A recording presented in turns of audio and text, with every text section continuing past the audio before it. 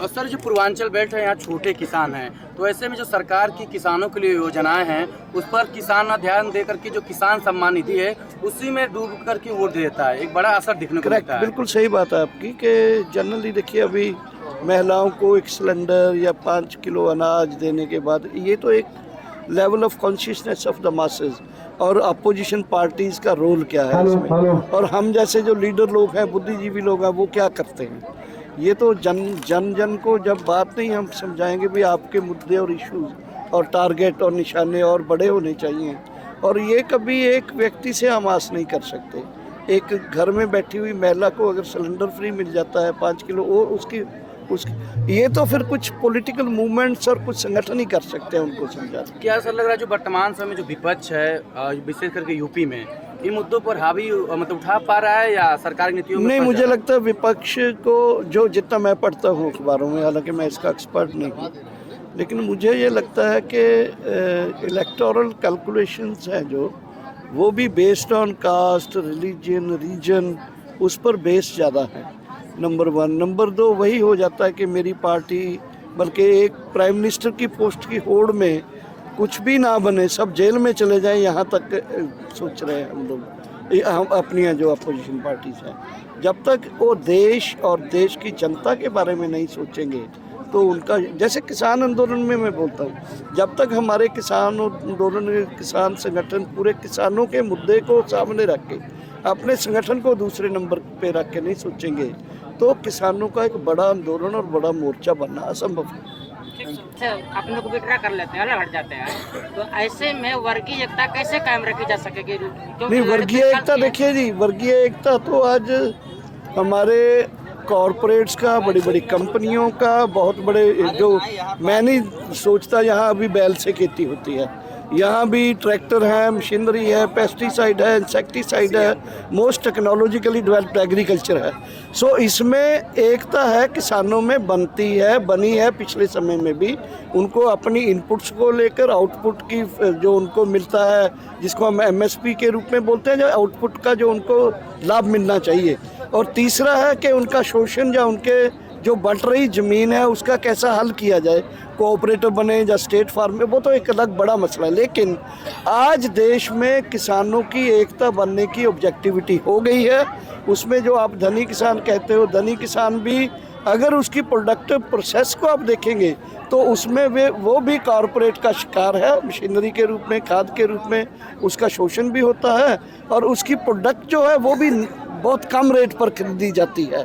सो इस रूप में, हालांकि उसको शायद एग्रीकल्चर का जो हम डेवलपमेंट मॉडल देख रहे हैं उसमें उनको फ़ायदा तो होगा ही, लैंड होल्डिंग ज़्यादा, लेकिन मुझे अभी बताया गया कि पूरे देश में आजमगढ़ एक ऐसा जगह है जहां लैंड होल्डिंग सबसे कम है। तो यहाँ तो unity of the farmers even absent, जो हमारे जो टेनेंट फार्मर्स हैं उनकी यूनिटी ज़्यादा बनने के आसार हैं।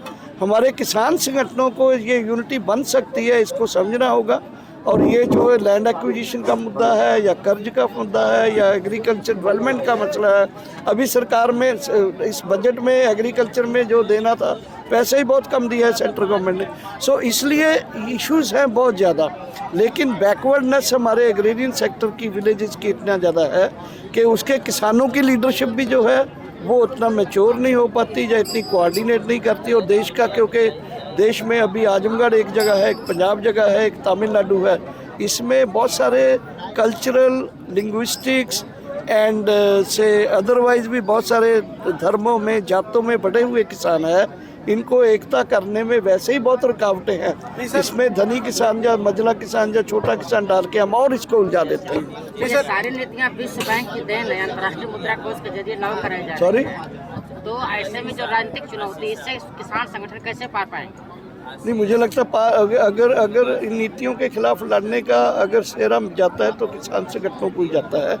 अगर कोई बेसिक पॉलिसीज़ को रोकने का काम किया है तो 50 साल में 47 के बाद किसानों ने एक बार तो किया है, एक रास्ता बना दिया है। मुझे लगता है किसानों की एकता और आगे बढ़ेगी। नहीं सर, 2024 में किसानों की क्या भूमिका रहेगी जो कि सरकार? नहीं, 2024 में देखिए हम ऐसा नहीं बोल सकते, लेकिन हमें ये लगता है कि हमने SKM ने मिनिमम सपोर्ट प्राइस और कर्जा मुक्ति के 2 नारों को मिशन 2023-24 बोला है। हमारा पूरा जोर लगेगा कि इसमें हम पार्टियों को मजबूर करें कि वो अपने मैनिफेस्टो में एमएसपी का गारंटी करने वाला कानून लाने के लिए और कर्ज की मुक्ति कर देने वाला कानून लाने के लिए वो वादा करें। अगर नहीं करेंगे तो जो नहीं करेंगे तो उसके खिलाफ आंदोलन बढ़ता जाएगा। आंदोलन से क्या होगा पार्टियों को 2024 में, नहीं सर, ये आंदोलन बताएगा। सरकार बात नहीं मान रही किसानों का, कारण क्या है? क्या सरकार किसानों के वजह से नहीं आई, ईवीएम की बदौलत आई नहीं है? देखिए, वो तो आप देखिए ना अभी क्या हुआ है जी। अभी ये जो हिंडनबर्ग उसने जो रिपोर्ट दी है उसमें क्या एक कारपोरेट हाउस जो है उसके लिए पूरी पॉलिसी जो है, पूरी सरकार जो हमारे देश के प्रधानमंत्री और जो उसके विरोध में बोलता है, अडानी के विरोध में, वो देशद्रोही है। तो ये मैं तो एक चीज़ बता रहा हूँ, मेरा कहने का मतलब ये है कि mainly corporate houses, multinational corporation का डेवलपमेंट मॉडल जो है उस पर जोर लगा हुआ है सरकार का। उसमें हमारे किसान मजदूर मरे, सुइसाइड करें, उसकी कोई परवाह नहीं। और सर, जो पूर्वांचल बेल्ट है यहाँ छोटे किसान हैं, तो ऐसे में जो सरकार की किसानों के लिए योजनाएं हैं उस पर किसान ना ध्यान दे करके जो किसान सम्मान निधि है उसी में डूब करके वोट देता है। एक बड़ा असर दिखने को मिलता है। बिल्कुल सही बात है आपकी कि जनरली देखिए अभी महिलाओं को 1 सिलेंडर या 5 किलो अनाज देने के बाद ये तो एक level of consciousness of the masses और अपोजिशन पार्टीज का रोल क्या है इसमें, और हम जैसे जो लीडर लोग हैं, बुद्धिजीवी लोग हैं, वो क्या करते हैं। ये तो जन को जब बात नहीं हम समझाएंगे भी आपके मुद्दे और इश्यूज और टारगेट और निशाने और बड़े होने चाहिए, और ये कभी एक व्यक्ति से हम आस नहीं कर सकते।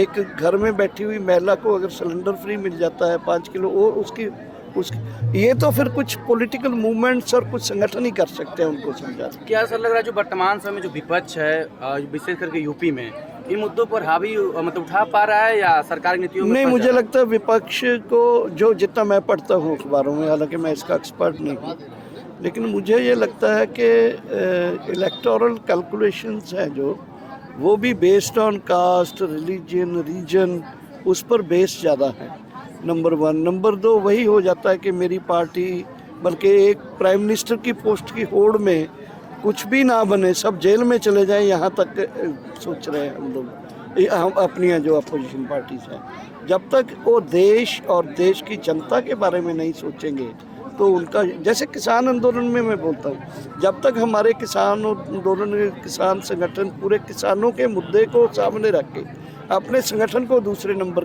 पे रख के नहीं सोचेंगे तो किसानों का एक बड़ा आंदोलन और बड़ा मोर्चा बनना असंभव है। ज्ञापन भेजो, बड़ी बड़ी रैलियां करके, बाद में फिर दूसरा गवर्नर के द्वारा, गवर्नर के सामने बड़े गैदरिंग की गई, हमने बहुत बड़ी पंचायत पंजाब, हरियाणा, यूपी की इकट्ठी, हरियाणा के शहर चीन में आंदोलन में हमारे बीच बैठे हुए महेंद्र यादव जी, मैं उनसे चाहूंगा कि हमें और थोड़ा से समय में अपनी बात को रखें। महेंद्र, सभी माताएं एवं किसान भाइयों, हमको